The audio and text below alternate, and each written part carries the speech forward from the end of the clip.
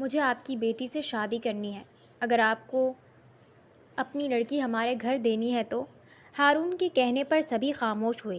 مگر ہماری بیٹی تو کالج جاتی ہے، مجھے فرق نہیں پڑتا۔ جب ربیہ کو اپنے رشتے کا علم ہوا تو اس نے خوب ہنگامہ کیا کہ وہ گاؤں کے کسی سردار کے ساتھ شادی نہیں کرے گی، مگر پھر بھی اس کا زبردستی نکاح کروا دیا گیا۔ اور اگلے دن جب ہارون شاہ کی گاڑی کالج کے باہر کھڑی اس کا انتظار کر رہی تھی تو ربیہ، گاڑی میں بیٹھو میری۔ ہارون شاہ کے کہنے پر ایک دم ربیہ جذبس ہو کر ارد گرد دیکھنے لگی۔ اسے بے حد شرمندگی محسوس ہو رہی تھی کیونکہ ہارون شاہ اس کے کالج کے باہر کھڑا اسے گاڑی میں بیٹھنے کا بول رہا تھا۔ ربیہ نے اپنے قدم آگے بڑھائے اور سنجیدگی سے بولی، خبردار جو میرا پیچھا کیا تو۔ شوہر ہوں میں تمہارا، گاڑی میں بیٹھو۔ شوہر نہیں، جاہل گوار ہو تم جیسے دیہاتی کے ساتھ شادی کر کے میری زندگی کوئی سنورنے نہیں والی، جو اب اسے مزید بگاڑنے کے لیے میری کالج کے سامنے آ کر کھڑے ہو گئے ہو۔ وہ ارد گرد دیکھ کر اسے چبا چبا کر کہہ رہی تھی، اب جبکہ ارد گرد بچے بھی جمع ہونے لگ گئے تھے۔ یہ دیکھتے ہی ہارون شاہ کے ماتھے پر ایک دم سے بل پڑے۔ اس نے آگے بڑھ کر ربیہ کی نرم و نازک کلائی تھامی اور گاڑی میں تقریباً پٹکتے ہوئے بٹھا کر دروازہ بند کر دیا۔ اس سے پہلے ربیہ گاڑی سے اترنے کی کوشش کرتی وہ گاڑی سٹارٹ بھی کر چکا تھا۔ یہ تماشا کالج کے باہر موجود تمام اسٹوڈنٹس نے دیکھا تھا۔ ایک دو نے اس کی مدد کرنے کے لیے آگے بڑھنے کی کوشش کی تو ہارون شاہ نے انگلی اٹھا کر ان سب کو تنبیہ کرنے کے انداز میں سنجیدگی سے کہا، اگر کوئی تم میں سے ایک قدم بھی آگے بڑھا تو ٹانگیں توڑ کر ہاتھ میں پکڑا دوں گا۔ بیوی ہے ہی میری، کوئی اغوا کر کے نہیں لے کر جا رہا۔ اس بات پر ربیہ کا دل چاہا یہیں پر زمین پھٹے اور وہ اس میں سما جائے۔ کتنی مرتبہ کہا تھا اماں ابا کو کہ اس پینڈو کے ساتھ اسے شادی نہیں کرنی، لیکن انہوں نے زبردستی اس کی شادی ہارون شاہ کے ساتھ کروا دی تھی۔ لیکن یہ شکر تھا ہارون نے اس کی اپنی پڑھائی مکمل کرنے والی شرط مان لی تھی، تبھی تو نکاح کے بعد ابھی تک رخصتی نہیں ہوئی تھی۔ گاڑی ایک سنسان سڑک پر آ کر رکی تو ربیہ نے فوراً غصے سے ہارون کی طرف دیکھا۔ گاڑی کیوں روکی تم نے؟ مجھے گھر چھوڑو ابھی۔ ہارون نے سکون سے سیٹ بیلٹ کھولی اور اس کی طرف رخ کر کے بولا، گھر ہی جا رہی ہو بی بی صاحبہ؟ لیکن ذرا سانس تو لے لو، سارا زہر کالج کے باہر ہی اگلنا ضروری تھا؟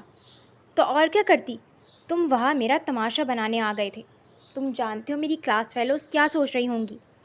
ربیہ نے چبا چبا کر کہا۔ ہارون کے چہرے پر ایک پرسکون مسکراہٹ آئی۔ وہ سوچ رہی ہوں گی کہ ربیہ کا شوہر کتنا روبدار اور خیال رکھنے والا ہے۔ خیال رکھنے والا؟ تم ایک نمبر کے جاہل گوار اور پینڈو ہو تم۔ ربیہ نے جھنجھلا کر منہ پھیر لیا۔ ہارون نے اچانک جھک کر ربیہ کے چہرے کا رخ اپنی طرف کیا۔ اس کی قربت پر ربیہ کی سانسیں ایک دم سے رک گئیں۔ یہ جو تم ہر وقت مجھے جاہل اور گوار کہتی ہو نا؟ ہارون کی آواز اب غصے کے بجائے ایک عجیب سی نرمی اور حقانیت لیے ہوئے تھی۔ اس جاہل نے تمہاری ضد مان کر تمہیں پڑھنے کی اجازت دی ہے۔ کوئی اور دیہاتی سردار ہوتا تو نکاح کے اگلے دن ہی تمہیں حویلی کی چار دیواری میں بٹھا دیتا۔ پیچھے ہٹو اور میرا ہاتھ چھوڑو، ربیہ نے گھبرا کر نظریں چراتے ہوئے کہا، حالانکہ اس کی آواز کی سختی اب غائب ہو چکی تھی۔ ہاتھ چھوڑنے کے لیے نہیں پکڑا ربیہ۔ ہارون کی آواز اب مزید بھاری اور دھیمی ہو چکی تھی، اور کان کھول کر سن لو، رخصتی ابھی نہیں ہوئی مگر تم میرے نکاح میں ہو۔ اب اگر دوبارہ کالج کے باہر یوں مجھے آنکھیں دکھائیں یا میرے سامنے نخرے کیے تو گاڑی تمہارے گھر نہیں سیدھا میری حویلی جائے گی، سمجھی تم؟ ربیہ کی بولتی بند ہو گئی۔ وہ بس بڑی بڑی آنکھوں سے اسے دیکھتی رہ گئی۔ اسی روبدار شخص کے اتنے قریب ہونے پر اس کا دل زور زور سے دھڑک رہا تھا۔ ہارون نے اس کی گھبراہٹ دیکھ کر شرارت سے مسکراتے ہوئے اس کا گال تھپ تھپایا۔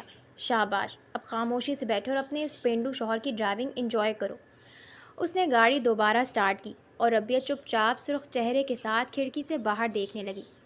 تب اچانک ہارون کے فون کی گھنٹی بجی۔ اس نے اسکرین پر نام دیکھا تو اس کے ماتھے پر بل پڑ گئے اور اس نے فوراً فون کان سے لگایا۔ جی چچا سائیں۔ کیا ہوا؟ ہارون نے سنجیدگی سے پوچھا۔ دوسری طرف سے آواز اتنی اونچی اور گھبرائی ہوئی تھی کہ ربیہ کو بھی صاف سنائی دی۔ ہارون، تم کہاں ہو؟ جلدی گاؤں پہنچو۔ سہراب برادری والوں نے ہماری زمینوں پر قبضہ کرنے کی کوشش کی ہے۔ وہاں فائرنگ ہوئی ہے اور پنچایت گھر میں دونوں دھڑے آمنے سامنے بیٹھے ہیں۔ معاملہ بہت بگڑ گیا ہے، خون خرابے کا ڈر ہے۔ میں 10 منٹ میں پہنچ رہا ہوں، کسی کو ہاتھ اٹھانے کی ضرورت نہیں ہے، ہارون نے غصیلے لہجے میں کہا اور فون کاٹ دیا۔ اس نے ایک دم گاڑی کا رخ موڑا اور سپیڈ بڑھا دی۔ ربیہ گھبرا کر سیدھی ہو کر بیٹھی۔ ہارون، یہ تم گاڑی کہاں لے کر جا رہے ہو؟ میرا گھر دوسری طرف ہے۔ تمہیں گھر چھوڑنے کا وقت نہیں ہے ربیہ، گاؤں میں بڑا مسئلہ ہو گیا ہے، مجھے فوراً پنچایت پہنچنا ہے۔ ہارون کا لہجہ بالکل بدل چکا تھا، اس میں ایک سخت سرد مہر کمانڈر جیسی کاٹ تھی۔ مگر میں وہاں کیا کروں گی؟ مجھے میرے گھر چھوڑو، مجھے ڈر لگ رہا ہے، ربیہ نے خوفزدہ ہو کر کہا۔ گاڑی میں بیٹھی رہنا، باہر مت نکلنا، ہارون نے اسپاٹ لہجے میں جواب دیا اور گاڑی سیدھی گاؤں کے بڑے پنچایت کے گھر کے باہر لا کر روک دی۔ باہر کا منظر دیکھ کر ربیہ کے ہوش اڑ گئے۔ پنچایت گھر کے کھلے احاطے میں درجنوں مرد ہاتھوں میں لاٹھیاں اور اسلحہ لیے ایک دوسرے کے سامنے کھڑے چیخ چلا رہے تھے۔ گالی گلوچ اور دھمکیوں کی آوازوں سے پورا ماحول تھر تھر کانپ رہا تھا۔ ہارون نے گاڑی کا لاک لگایا اور ربیہ کی طرف دیکھے بغیر بولا، اندر ہی رہنا۔ جیسے ہی ہارون گاڑی سے اترا، احاطے میں ایک دم خاموشی چھا گئی۔ ربیہ نے گاڑی کے شیشے سے دیکھا، وہ ہارون شاہ جو کچھ دیر پہلے اس کے سامنے نرم ہو رہا تھا، اب ایک خوفناک، غضبناک روپ دھار چکا تھا۔ اس کی آنکھیں خونخوار ہو رہی تھیں اور چہرے پر ایسا جلال تھا کہ سامنے کھڑے خاندانی دشمن بھی 2 قدم پیچھے ہٹ گئے۔ یہ کس کی اجازت سے یہاں ہتھیار لہرائے جا رہے ہیں؟ ہارون کی گرجدار آواز پورے پنچایت گھر میں گونجی۔ سوراب برادری کا ایک ہٹا کٹا بندہ آگے بڑھا اور چلی ہوئی گولی کا کھوکا لہراتے ہوئے بدتمیزی سے بولا، سردار، تمہارے بندوں نے ہماری حد پار کی ہے، آج یہ فیصلہ یہی خون سے ہوگا۔ اس سے پہلے کہ وہ اپنی بات پوری کرتا، ہارون نے بجلی کی تیزی سے آگے بڑھ کر اس کا گریبان تھاما اور ایک ایسا زوردار تھپڑ اس کے منہ پر رسید کیا کہ وہ چکرا کر زمین پر جا گرا، اس کا ہتھیار دور جا گرا۔ ہارون شاہ کے سامنے زبان سنبھال کر بات کرو، ہارون نے اس پر جھکتے ہوئے شیر کی طرح دھاڑا۔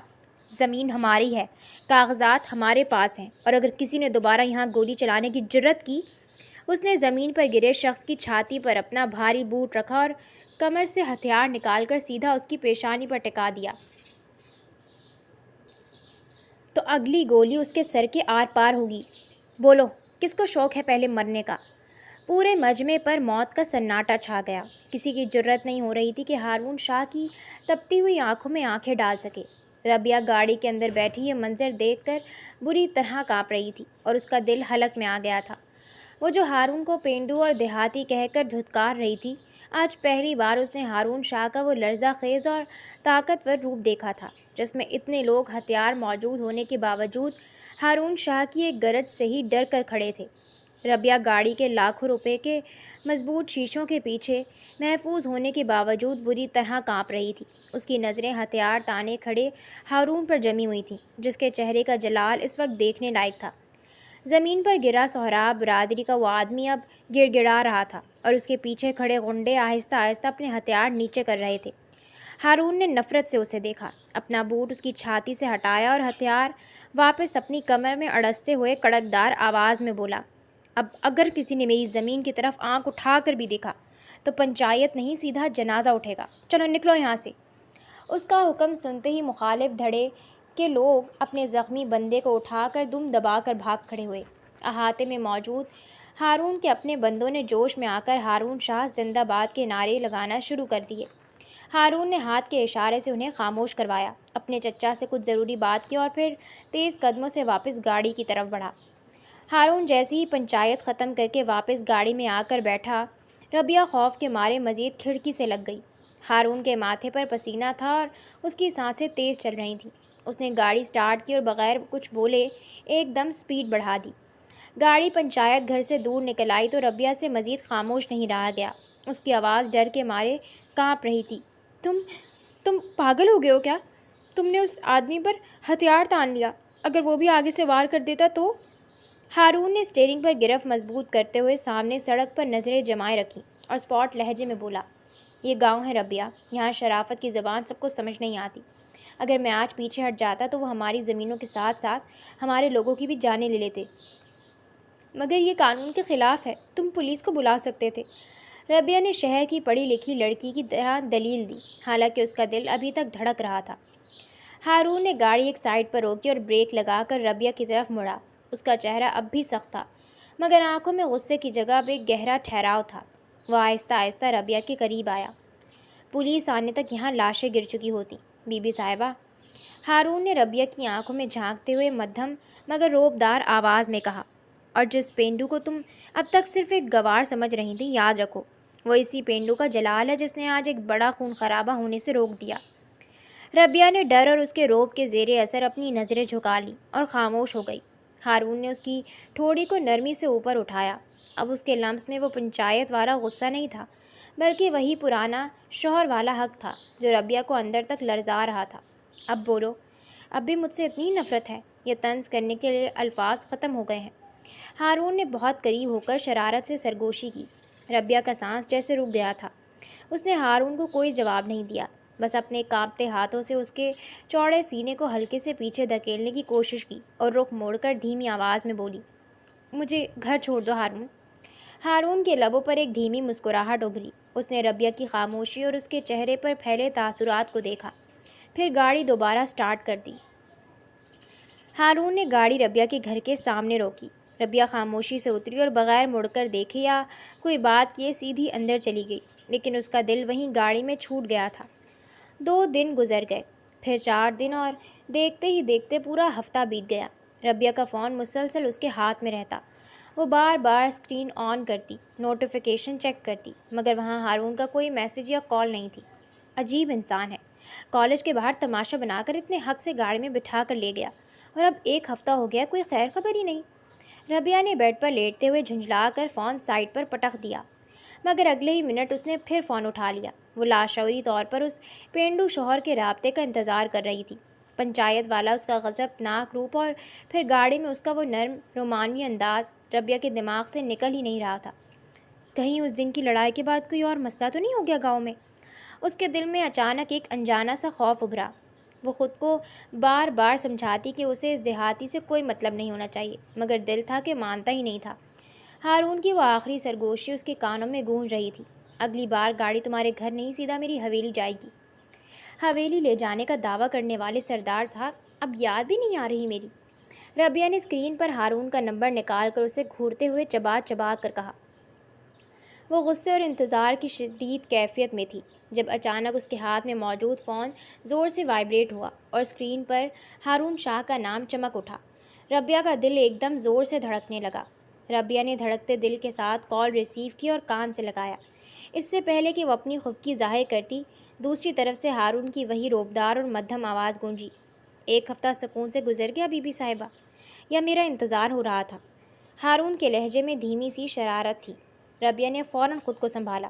بالکل نہیں، میں کیوں تمہارا انتظار کرنے لگی، اور تم نے فون کیوں کیا ہے؟ صرف یہ بتانے کے لیے۔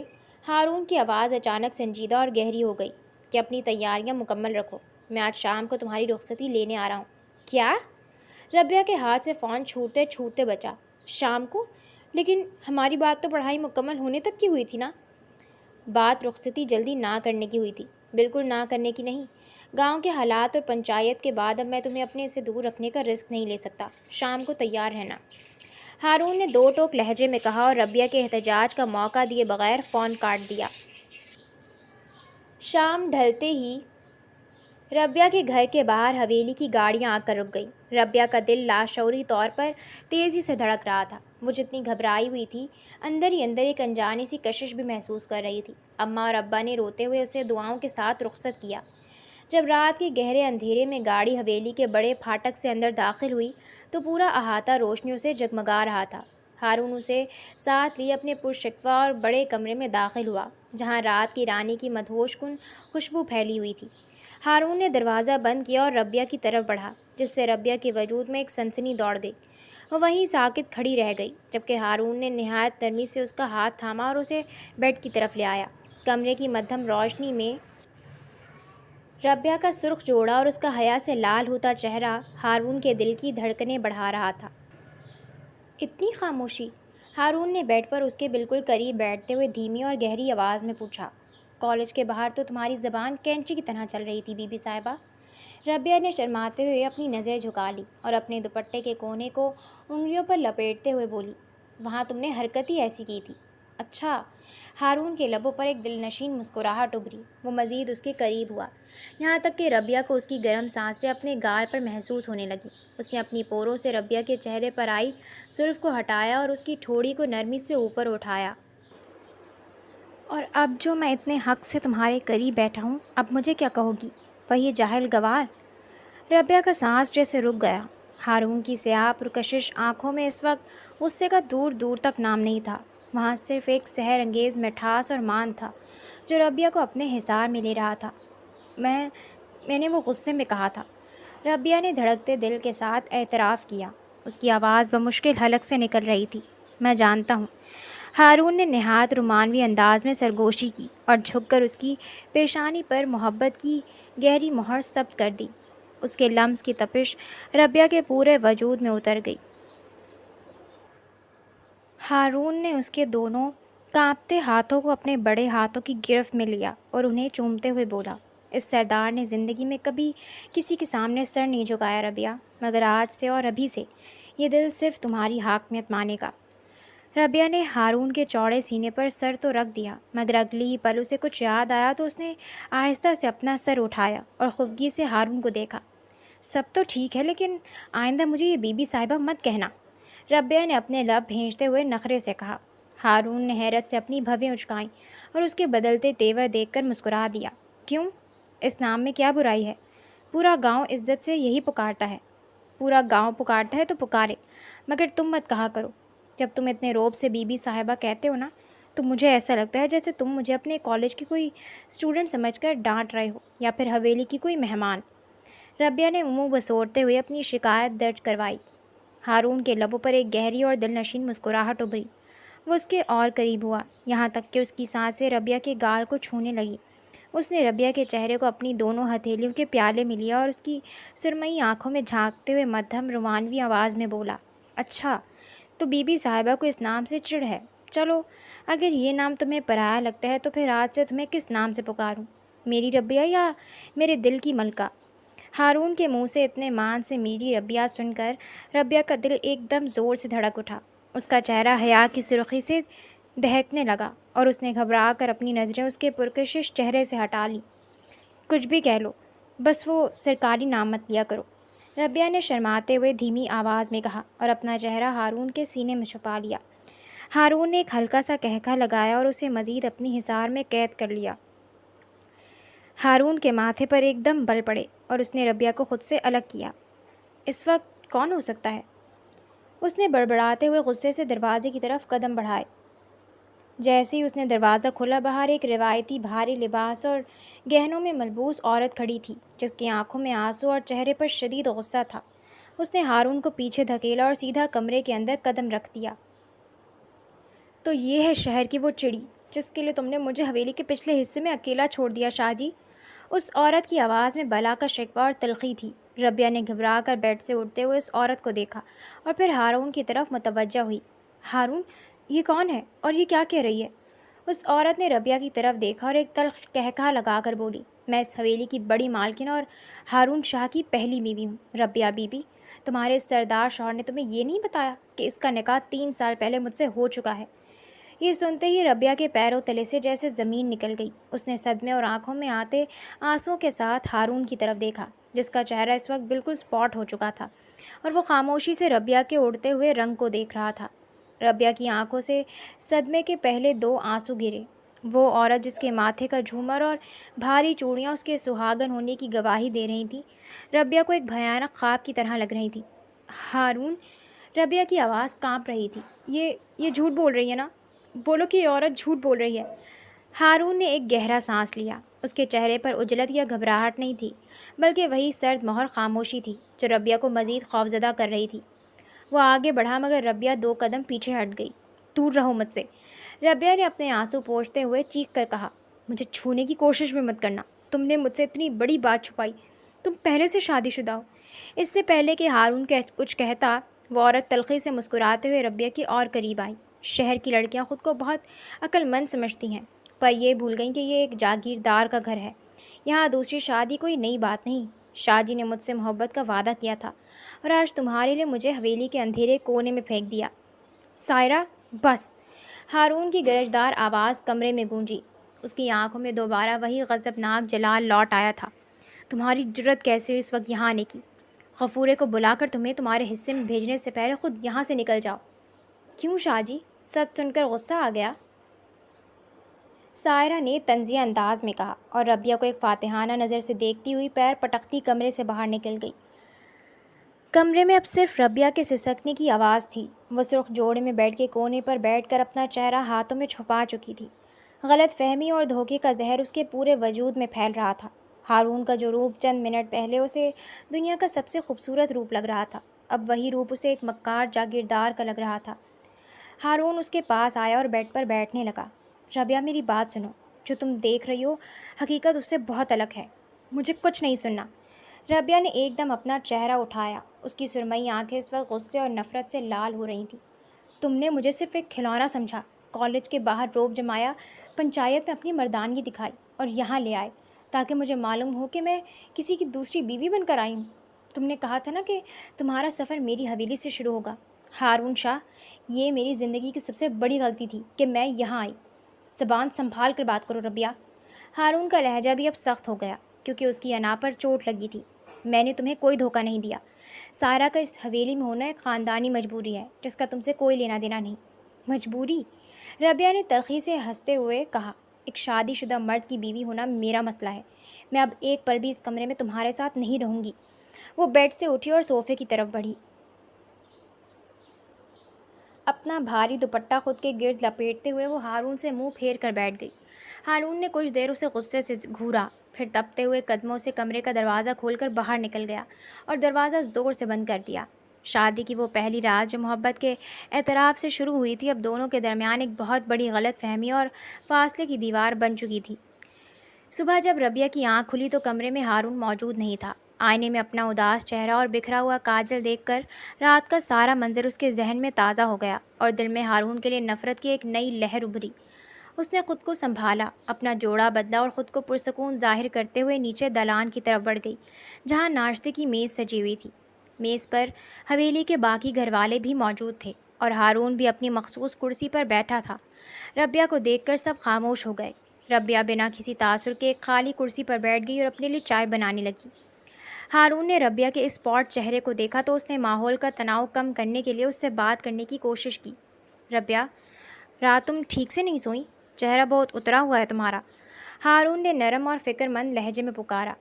ربیہ نے چائے کا کپ اٹھایا اور ہارون کی طرف دیکھے بغیر اسے مکمل طور پر نظر انداز کرتے ہوئے خاموشی سے چائے پینے لگی جیسے میز پر کوئی موجود ہی نہ ہو۔ ہارون کو اپنی اس کھلی بے عزتی پر اندر ہی اندر غصہ آیا مگر وہ ضبط کر گیا۔ یہ دیکھ کر ہارون کی ماں نے تشویش سے پوچھا، خیریت تو ہے نا ربیہ بیٹی؟ تم دونوں کے درمیان کوئی جھگڑا ہوا ہے کیا؟ اور رات سائرہ کے کمرے سے بھی آوازیں آ رہی تھیں۔ ربیہ نے بڑے سکون سے اپنا کپ میز پر رکھا۔ اس کے چہرے پر بلا کا ٹھہراؤ تھا جو کسی طوفان کا پیش خیمہ تھا۔ اس نے سیدھا تائمہ کی آنکھوں میں دیکھا اور دو ٹوک انداز میں بولی، کوئی جھگڑا نہیں ہوا اماں سائیں، بس مجھے اب سمجھ آ گئی ہے کہ اس حویلی کے اصول کیا ہیں اور میری یہاں کیا حیثیت ہے۔ اب سے آپ لوگ مجھے اپنے فیصلوں میں شامل نہ ہی کریں تو بہتر ہے۔ اس کے اس کھرے اور صاف جواب پر پوری میز پر سناٹا چھا گیا۔ گھر والے ایک دوسرے کا منہ تکنے لگے اور ہارون نے مٹھیاں بھیج لی۔ ربیہ نے کسی کی پرواہ کیے بغیر انتہائی اطمینان اور سکون سے اپنا ناشتہ مکمل کیا۔ جیسے ہی اس کا ناشتہ ختم ہوا وہ شرافت سے میز سے اٹھی اور بنا کسی کی طرف دیکھے پورے وقار کے ساتھ واپس اپنے کمرے کی طرف چل دی۔ اس کا یہ روپ ہارون کے لیے بالکل نیا اور تکلیف دہ تھا، جہاں وہ غصہ کرنے کے بجائے اسے اپنی خاموشی سے سزا دے رہی تھی۔ کمرے کا دروازہ بند کرتے ہی ربیہ نے پشت دروازے سے ٹکا دی اور ایک گہرا سانس لیا۔ اس کے چہرے پر جو سکون ناشتے کی میز پر نظر آ رہا تھا وہ اب غائب ہو چکا تھا اور اس کی جگہ ایک گہری تھکن نے لے لی تھی۔ وہ صوفے پر آ کر بیٹھ گئی اور لاشعوری طور پر اپنے ہاتھ کی انگلیوں کو مروڑنے لگی۔ ابھی اسے بیٹھے چند منٹ ہی ہوئے تھے کہ کمرے کا دروازہ ایک جھٹکے سے کھلا اور ہارون شاہ اندر داخل ہوا۔ اس کے چہرے پر ضبط کی انتہا تھی اور آنکھیں غصے سے سرخ ہو رہی تھیں۔ اس نے دروازہ واپس لاک کیا اور ربیہ کے بالکل سامنے آ کر کھڑا ہو گیا۔ یہ کیا تماشا تھا نیچے؟ ہارون کی آواز دھیمی مگر حد درجے خطرناک تھی۔ پورے خاندان کے سامنے میری بات کو ہوا میں اڑا دیا اور اماں کو ایسا دو ٹوک جواب! ہارون شاہ کی بیوی ہو کر میری میز پر بیٹھ کر مجھے ہی نظر انداز کرو گی؟ ربیہ نے صوفے سے اٹھنے کی زحمت بھی نہیں کی، نہ ہی اس کی طرف دیکھا۔ اس نے نہایت سرد اور لاپرواہ لہجے میں کہا، میں نے تو پہلے ہی کہا تھا کہ مجھے آپ سے کوئی بات نہیں کرنی، اور جہاں تک اماں سائیں کا تعلق ہے میں نے صرف سچ کہا ہے۔ کیا اب اس حویلی میں سچ بولنے پر بھی پابندی ہے؟ ہارون اس کے اتنے قریب آیا کہ ربیہ کو اس کا سایہ اپنے وجود پر محسوس ہونے لگا۔ اس نے جھک کر صوفے کے دونوں ہینڈلز پر اپنے ہاتھ جمائے اور ربیہ کو اپنے حصار میں لیتے ہوئے کڑک کر بولا، میری طرف دیکھو ربیہ۔ ربیہ نے مجبوراً اپنی سرمئی آنکھیں اٹھا کر اس کے غضبناک چہرے کو دیکھا، مگر ان آنکھوں میں اب ڈر نہیں بلکہ صرف اور صرف نفرت اور حقارت تھی۔ تمہیں کیا لگتا ہے کہ تم اس طرح خاموش رہ کر مجھے سزا دے لو گی؟ ہارون نے اس کی آنکھوں میں جھانکتے ہوئے کہا، سائرہ کا اس حویلی میں ہونا ایک خاندانی فیصلہ تھا جو میری مرضی سے نہیں ہوا تھا، لیکن تم میری پسند ہو، میرا اپنا فیصلہ ہو۔ پسند؟ ربیہ کے لبوں پر ایک زہر آلود مسکراہٹ ابھری۔ ایک جاگیردار کی پسند کی قیمت اتنی سستی ہوتی ہے کہ وہ دوسری عورت کی زندگی تباہ کر کے اسے حویلی لے آئے۔ ہارون شاہ، آپ نے مجھے یہاں لا کر میری پڑھائی، میری عزت اور میری خودداری سب کا تماشا بنا دیا ہے۔ اب آپ مجھ سے کس حق سے عزت مانگ رہے ہیں؟ ہارون نے مٹھیاں بھیج لیں۔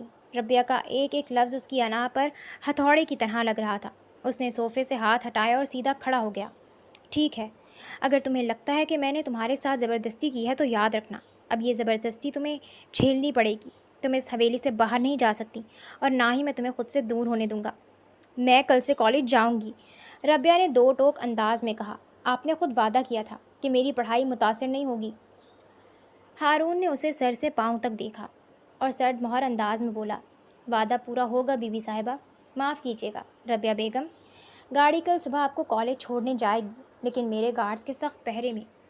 اب سے تمہاری آزادی صرف اتنی ہی ہے جتنی میں چاہوں گا۔ وہ یہ کہہ کر تپتے ہوئے قدموں سے کمرے سے باہر نکل گیا اور ربیہ صوفے کی پشت سے سر ٹکا کر بند آنکھوں سے اپنے بہتے آنسو پوچھنے لگی۔ غلط فہمی کی یہ دیوار اب دونوں کے درمیان اتنی اونچی ہو چکی تھی جسے گرانا ناممکن لگ رہا تھا۔ اگلی صبح ربیہ خاموشی سے تیار ہو کر نیچے آئی۔ حویلی کے صحن میں گاڑی کھڑی تھی اور ہارون کے دو مسلح گارڈز مستعد کھڑے تھے۔ ہارون وہاں موجود نہیں تھا، شاید وہ صبح سویرے ہی کچہری یا زمینوں پر نکل گیا تھا۔ ربیہ بنا ادھر ادھر دیکھے گاڑی کی پچھلی نشست پر بیٹھ گئی اور گاڑی کالج کی طرف چل پڑی۔ کالج کا پورا دن ربیہ نے شدید ذہنی دباؤ میں گزارا۔ پروفیسر کیا پڑھا رہے تھے، سہیلیاں کیا باتیں کر رہی تھیں، اسے کچھ سنائی نہیں دے رہا تھا۔ اس کے دماغ میں بس ایک ہی سوال گردش کر رہا تھا کہ ہارون نے اس کے ساتھ اتنا بڑا دھوکہ کیوں کیا۔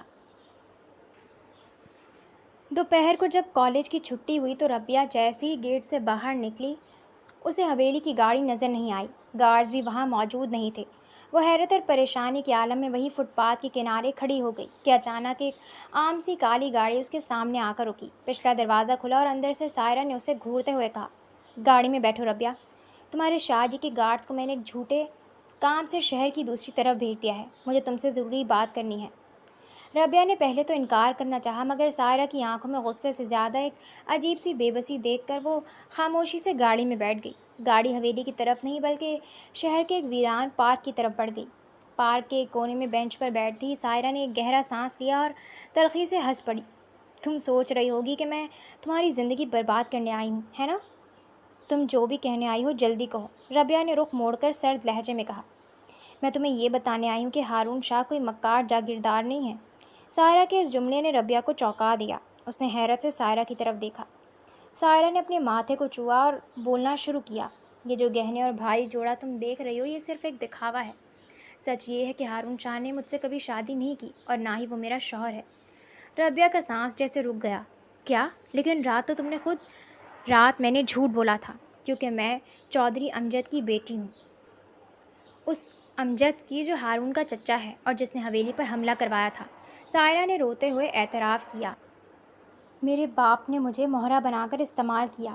3 سال پہلے میرے باپ نے خاندانی دشمنی ختم کرنے کے نام پر میرا نکاح ہارون کے بڑے بھائی طارق شاہ سے کروایا تھا، مگر شادی کے 6 ماہ بعد ہی طارق شاہ ایک حادثے میں فوت ہو گئے۔ سائرہ نے اپنے آنسو پوچھے اور ربیہ کا ہاتھ تھام لیا۔ ہمارے یہاں رواج ہے کہ بیوہ لڑکی کو حویلی میں ہی رکھا جاتا ہے۔ میرے باپ نے ہارون پر دباؤ ڈالا کہ وہ خاندانی جائیداد بچانے کے لیے مجھ سے شادی کر لے، مگر ہارون نے صاف انکار کر دیا اور کہا کہ وہ مجھے صرف بھابھی کا درجہ دے سکتا ہے۔ وہ 3 سال سے میری اور میری ماں کی ذمہ داری اٹھا رہا ہے، پر اس نے مجھے کبھی چھوا تک نہیں۔ ربیہ صدمے سے سائرہ کا منہ تکنے لگی۔ سائرہ مزید بولی، رات جب تم رخصت ہو کر آئیں تو میرے باپ نے مجھے مجبور کیا کہ میں تمہارے کمرے میں جا کر یہ ڈرامہ کروں تاکہ تمہارے دل میں ہارون کے لیے نفرت پیدا ہو جائے اور تم حویلی چھوڑ کر چلی جاؤ، وہ ہارون کو ذہنی طور پر توڑنا چاہتا تھا تاکہ سہراب برادری کے ساتھ مل کر حویلی پر قبضہ کر سکے۔ مجھے معاف کر دو ربیہ، ہارون نے تم سے کچھ نہیں چھپایا، وہ واقعی صرف تمہارا ہے۔ سائرہ کی زبان سے سچائی سن کر ربیہ کے دل پر جیسے منو بوجھ اتر گیا۔ اس کے دل میں ہارون کے لیے جو نفرت اور غلط فہمی کی دیوار کھڑی تھی وہ ایک پل میں ریت کے گھروندے کی طرح ڈھہ گئی۔ اسے اپنی خاموشی، اپنے کڑوے الفاظ اور ہارون کی بے عزتی کرنے پر شدید پچھتاوا ہونے لگا۔ وہ اس وقت کہاں ہے؟ ربیہ نے تڑپ کر پوچھا۔ اس کی آنکھوں سے پچھتاوے کے آنسو بہنے لگے۔ وہ حویلی میں ہی ہیں۔ رات کے حادثے اور میرے باپ کی غداری کے بعد وہ بہت ٹوٹ چکے ہیں، اور اوپر سے تمہاری بے رخی نے انہیں اندر سے مار دیا ہے۔ سائرہ نے کھڑے ہوتے ہوئے کہا۔ جاؤ ربیہ، اپنے شوہر کو سنبھالو۔ جب ربیہ حویلی پہنچی تو وہ تیز قدموں سے سیڑھیاں چڑھتی ہوئی سیدھی اپنے کمرے کی طرف بھاگی۔ اس نے جیسے ہی دروازہ کھولا، ہارون کمرے کی بالکنی میں کھڑا سامنے ویران زمینوں کو دیکھ رہا تھا۔ اس کے ایک ہاتھ میں سگریٹ تھا اور چہرے پر بلا کی اداسی اور تھکن تھی۔ ربیہ نے بغیر کچھ سوچے پیچھے سے آ کر اپنے دونوں بازو ہارون کے چوڑے سینے کے گرد لپیٹ دیے اور اپنا چہرہ اس کی مضبوط پشت پر ٹکا دیا۔ ہارون اس اچانک لمس پر بری طرح چونکا۔ اس نے سگریٹ نیچے پھینکی اور ربیہ کے ہاتھوں کو دیکھا۔ ربیہ، یہ کیا ہے؟ اب تو تمہیں مجھ سے نفرت تھی نا؟ مجھے معاف کر دیں شاہ جی، ربیہ نے روتے ہوئے دھیمی آواز میں کہا۔ پہلی بار اسے شاہ جی پکارا تھا۔ مجھے سائرہ نے سب بتا دیا ہے۔ میں بہت نادان ہوں کہ میں نے آپ پر شک کیا، مجھے معاف کر دیں۔ ہارون کا پورا وجود ایک دم پرسکون ہو گیا۔ اس نے آہستہ سے ربیہ کی گرفت اپنے گرد سے ڈھیلی کی اور گھوم کر اس کا روتا ہوا چہرہ اپنے دونوں ہاتھوں میں تھام لیا۔ اس کی آنکھوں میں غصہ نہیں بلکہ وہی پرانا مان اور بے پناہ محبت واپس لوٹ آئی تھی۔ میں نے کہا تھا نا بی بی صاحبہ کہ حقیقت کچھ اور ہے۔ ہارون نے نہایت نرمی سے اس کے آنسو پوچھتے ہوئے شرارت سے سرگوشی کی۔ اب مجھے بی بی صاحبہ ہی کہیں، بس مجھ سے ناراض مت ہو، ربیہ نے ہچکی لیتے ہوئے کہا تو ہارون نے گہرا قہقہ لگایا اور اسے کھینچ کر اپنے سینے سے لگایا۔